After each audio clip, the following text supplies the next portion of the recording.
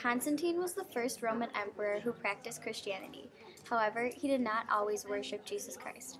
Constantine was born February 27, 272, in present-day Serbia. His father, Constantius I, was a military officer who would later become the Roman emperor. His only connection to Christianity, which was illegal in the Roman Empire at the time, was through his mother, Helena. However, he worshipped the sun god. In 312, Constantine experienced a life-changing event that in turn changed the lives of Christians in the Roman Empire forever. After Diocletian, a persecutor of Christians, ruled the empire, a major power struggle occurred. This power struggle was to be solved in a battle. Constantine, who led one side of the fight, praised to the Son of God, leading him to victory. He did so because before the battle, he had a vision promising him that he would be victorious through a special sign, a Chi-Rho, or the first two Greek letters for Christ, which looks like a capital XP in English. As soon as Constantine saw this, he trusted it. In the meantime, the Roman Senate erected an arch crediting Constantine's victory to the sun god. But Constantine truly believed that the Christian God led him to victory, even though the odds were against him and his small army, shocking the anti-Christian Senate. As the new Roman emperor, Constantine shares his rule with General Licinius, who rules the eastern part of the empire while he controlled the western part. In 313, Constantine, a firm believer in Christ, made Christianity legal through the Edict of Milan. This ensured that Christians could not be punished by law for practicing their faith, moving the religion to above ground or legitimate status. Later, he gave more privileges to the church, such as exempting the clergy from taxes and building numerous churches in areas such as Rome and Palestine. Constantine became the single emperor of the Roman Empire by defeating Licinius. He then decided to move the capital to New Rome, also known as Byzantium or Constantinople, located in modern-day Istanbul, Turkey. As leader, Constantine saw religion as a way to unite his people, so he started interfering with church matters, and church and state became intertwined. This had a major impact on the church because it allowed Christians to worship freely without the worry of persecution for once. It also showed Christians that there was no need for tension between faith and government. Although he supported Christianity for the major part of his life, Constantine was not baptized until shortly before his death in 337. Constantine, the first Christian emperor of the Roman Empire, ended persecution and earned the well-deserved name Constantine the Great.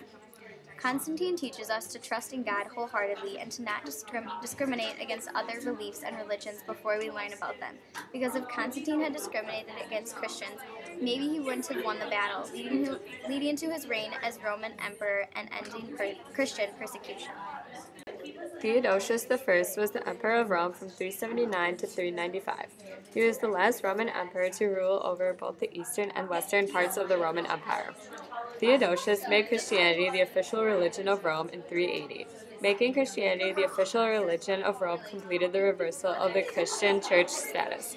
Theodosius also pronounced the Arian heresy illegal in 392.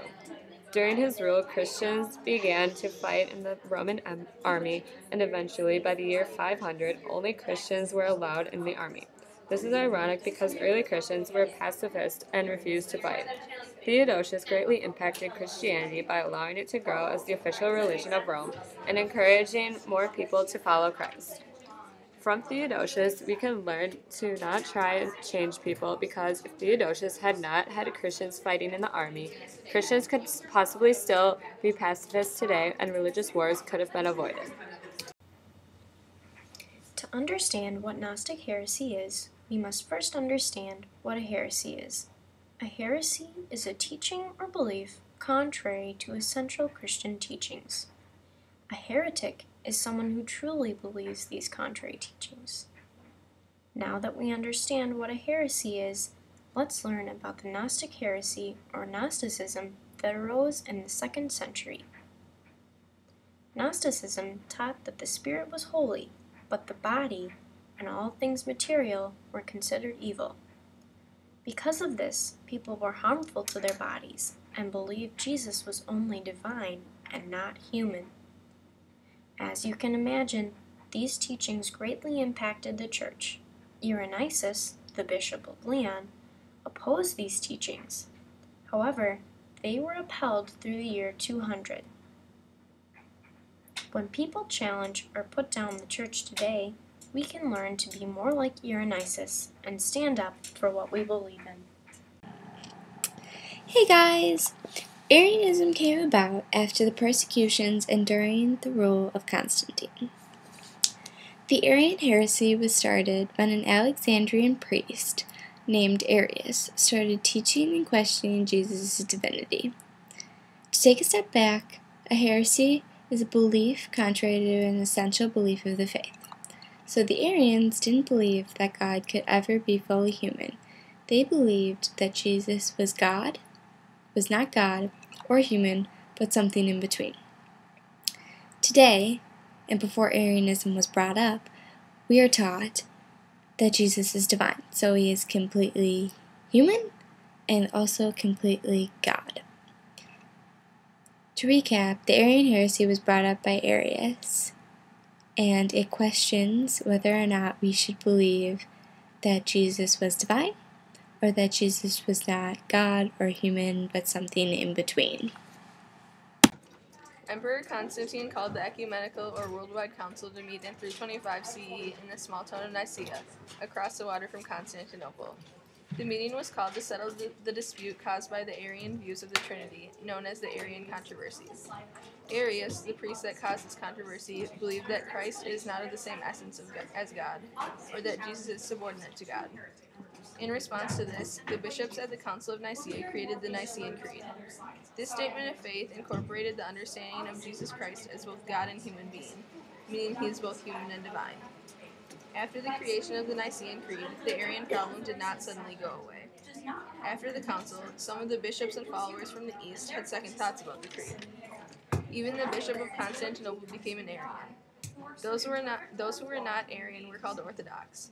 A sort of rivalry developed between the Orthodox emperors and the Arian emperors, where an Orthodox diocese might ask the Orthodox emperors to kick Arian bishops out of their diocese, and vice versa.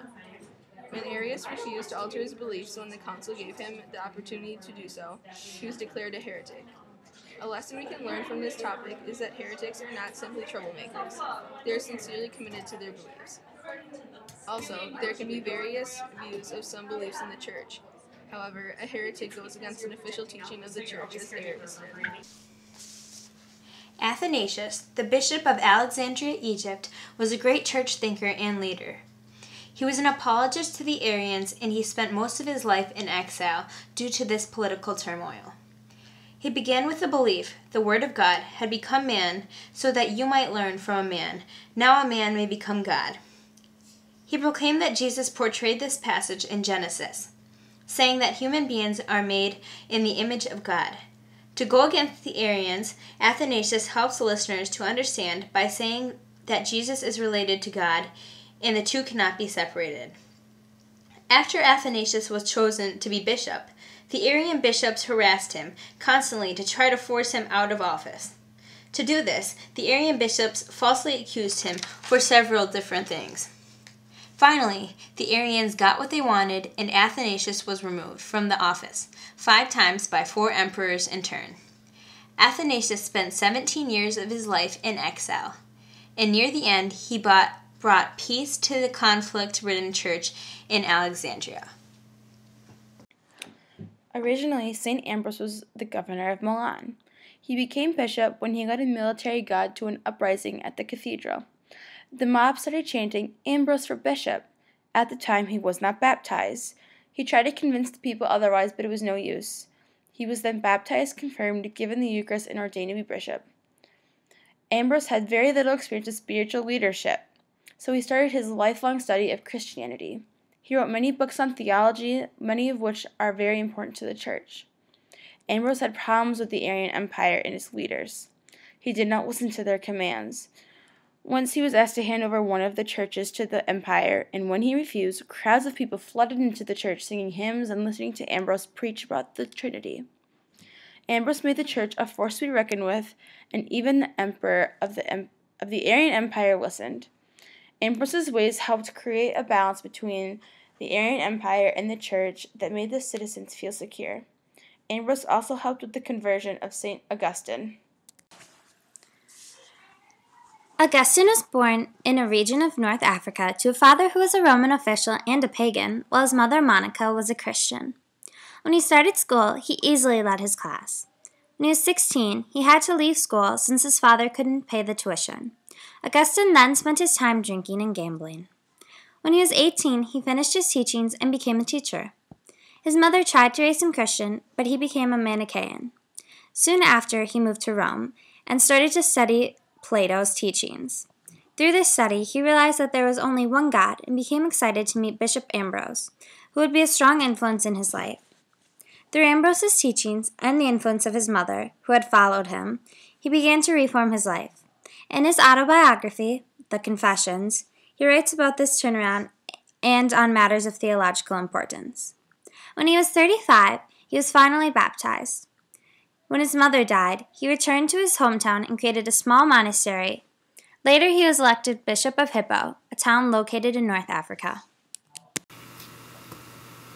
Saint Monica was a Catholic wife and mother in the 4th century AD. Monica was born a Catholic, and when she grew older, she married a man with sinful ways. Eventually, with much patience, she was able to convert her husband to Christianity and to turn him away from his old ways. Her more famous conversion was that of her son, Augustine. She was able to convert these people through persistent prayer and through her constant example of love and virtue. In addition, she traveled with Augustine around Europe to try to help him change his ways and to try to keep him out of trouble. She was eventually successful. At home, she was always known to be a peacemaker within her community. She was charitable, kind, peaceful, patient, and prayerful. When she was with those around her, they always saw these characteristics. Monica's biggest contribution to us was her son Augustine. Monica is the one responsible for Augustine's conversion. Without his conversion, Augustine probably would not have made all of the contributions to the church that we still have today. As one of my sources said, Monica gave the church and human civilization one of its greatest minds and one of the most enduring saints. We can thank prayerful, persistent Monica for St. Augustine's contributions. Monica teaches us several lessons we can still use today. She is a beautiful example of a loving mother. She also teaches all of us, not just mothers, that we too can pray like she did and influence others to conversion. St. Monica teaches us to be a constant model of love, prayer, peace, charity, and a model of Christ. Finally, Monica teaches us that any difficulty can be solved through persistent prayer, just as she solved her difficulty of Augustine's behavior through prayer. So, next time you are in a difficult situation or with a person, pray for St. Monica's intercession for help in solving your problem, and also so that you may be a prayerful, loving model to others, just as Monica was. Augustine, a son of a Roman official and a Christian, fell into sin when he couldn't afford school for a year. Augustine became a Manichaean, someone who believes in two gods, a god of light and a god of dark. He chose to become a Manichaean so he did not feel responsible for his sin. Manichaeans practiced by participating in the light and punishing or avoiding the darkness within oneself. Manichaeans believed that all sin was just the presence of the evil god and they had no responsibility for their sin.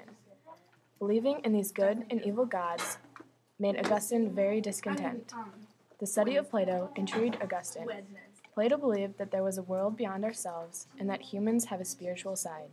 This shows that not taking responsibility for your sins and believing in something outside of yourself is the only way to feel true satisfaction. Donatus, named after a bishop named Dontus from North Africa, were Christians who had their own churches in Africa for almost 100 years. Separated from Catholics more during the Roman persecutions of the Christians. Donatus maintained denial as Christians did during torture and execution. Their denial could never be forgiven. Bishops who were disloyal, or those who cooperated with Roman authorities, could never again give a real baptism. Donatus argued the validness of any given baptism depended on the worthiness of the priest or bishop administering it. Augustine's teaching said that the validity of a sacrament didn't come from how good or sinless the minister was, but rather that it was from God. Basing a sacrament's reality on the holiness of the minister, the Donatist position left no room for God's power or grace. Gradually, the Donatist position died. Hi ladies, it's Emily, and I'm going to be talking about the Pelagian heresy. A group consisting of Christians against whom Augustine argued with were the Pelagians. This group of people believed that individuals could get to heaven without the special inner help of God, also known as grace. They thought that if you worked hard enough and put forth enough effort, that you could reach heaven without the help of God's grace. They thought that humans could get to heaven, or are saved, through their own efforts. The Pelagians believed that the people were responsible for the moral acts, and they should not simply leave it up to God. The Pelagians, though, took this argument too far by denying the need for God's grace to save people. This contrasted the belief of the majority of Christians. Augustine wrote Discussions of Grace in great detail, where he affirmed the Church's doctrine of original sin. He argued that without God's grace, everything would go wrong in the world, including war, crime, dishonesty, greed, and lust. The theme of God's grace, or God's power versus human effort, persists even in our own day. The assumption in the 20th century that we can do everything by ourselves without God's help is, in a way, a form of modern-day Pelagianism. Hi ladies, on this slide I'll be discussing St. Augustine's of Hippo's teachings and his explanation of the sacraments. Augustine challenged the beliefs of two heretic groups, the Donatists and the Pelagians. We'll be hearing more about these two groups in other slides, so that's all I'll say for now. Augustine contradicted the doubts and disapprovals the Donatists had about the Catholic faith by explaining that the validity or the core grace of a sacrament does not come from the minister of the sacrament, who is human, and therefore susceptible to sin and evil, but rather its validity comes from God, who works through imperfect and flawed human beings. Augustine believed that to expect absolute perfection from the ministers of the sacraments was setting oneself up for disappointment. Augustine wrote many works discussing grace. He supported the Church's doctrine of original sin, and supported the statement that without God's grace, humans are weak and unable to conquer sin and evil. Augustine said, "The grace of God through Jesus Christ our Lord must be understood as that by which alone men are delivered from evil, and without which they do absolutely nothing good." To dissect this quote from Augustine a little bit, Augustine means that without God's presence in our lives, we are powerless, and our world would be corrupt and full of war, crime, greed, lust, dishonesty, and sin. St. Augustine developed his teachings on grace and original sin to oppose the Pelagians, a group of Christians named after the monk and preacher Pelagius. To them, getting to heaven was entirely based upon one's own hard work, without God's inner love and presence to help us overcome sin, which is called grace.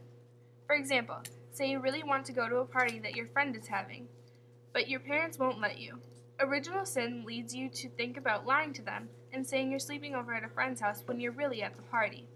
Grace plays into this situation when you think about it and decide not to lie because you don't want to betray their trust. Grace is the goodness in us that incites all of our loving, caring, and compassionate decisions. Original sin is the tendency to sin that we inherited from Adam and Eve. Augustine taught us that without God's grace, humans are powerless in overcoming this tendency. Nestorians are a group of people named for their teacher Nestorius, who was the Bishop of Alexandria. Nestorius challenged the Church by teaching the Nestorians two beliefs that the Church condemned. First, the belief of the Church that they challenged was that Jesus at birth was not God, but just a human baby like any other born babies. Unlike the Church, which believes that Jesus was both human and divine God at birth, Nestorians believed that Jesus was a human baby at birth, but eventually grew up to become God. Following the first Nestorians' belief that Jesus was human at birth, Nestorius also taught that Mary was not Theotokos, or God-bearer. If Mary is the mother of an ordinary human baby, like any other mother, why would she be honored or called as the mother of God? They believed that Mary had to have given birth to a human, not God, since they believed that a baby cannot be divine at birth. Because the Nestorians attempted to corrupt the beliefs of the Church, There had to be an apologist, or someone with the church standing up against the Nestorians. Nestorians were opposed by Cyril, the Bishop of Alexandria, saving the church's beliefs. The Council of Ephesus was held in 431 AD in Asia Minor by Theodosius II. It was held because of a dispute over the teachings of Nestorius, the Bishop of Constantinople. Nestorius' teachings emphasized the disconnection between Christ's human and divine natures. This caused many arguments with bishops including Cyril, the Bishop of Alexandria. After long debates, the Council of Ephesus declared Mary was a Theotokos, or God-bearer, and that Christ has two natures, both human and divine, but only one person, which is divine. The Council of Ephesus had an impact on the church by defining Christ as the incarnate Word and Mary as a Theotokos. The lesson that we can learn from the Council of Ephesus is to be grateful for our church fathers for preserving our faith.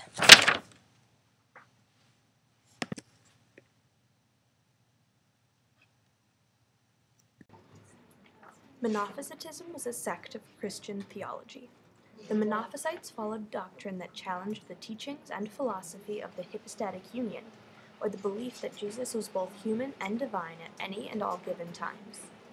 They taught that Jesus had two distinct natures, human and divine, but was born human and slowly became more divine, so that by his resurrection he was completely divine, not human. Monophysite teachings also stated that while Jesus was both human and divine, as the theology of the hypostatic union states, he could only display one of these natures at a time, although he could choose which. For example, he was displaying human characteristics as an infant because he wept, and he was human when he ate because hunger is a mortal need. Councils were called to discuss the issue of such beliefs as Monophysitism, but they were more local and never represented the church as a whole. All of the church leaders were never able to gather, in part because of the church's high number of leaders. Many councils grew heated, so heated that at one, the Bishop of Constantinople was fatally injured. Pope Leo started this matter by calling the Council of Chalcedon in 451. Bishops rejected the Monophysite heresy and said Jesus had two natures, that he was the real human and the real Son of God. Because of this rejection and decision, some bishops from Syria and Ethiopia split from the church and are now called the Jacobite and Coptic churches. The Council of Chalcedon set the precedent that councils would be overseen by popes or their advisors. This was the first time a pope called the council. There was a change made despite Leo's disagreement.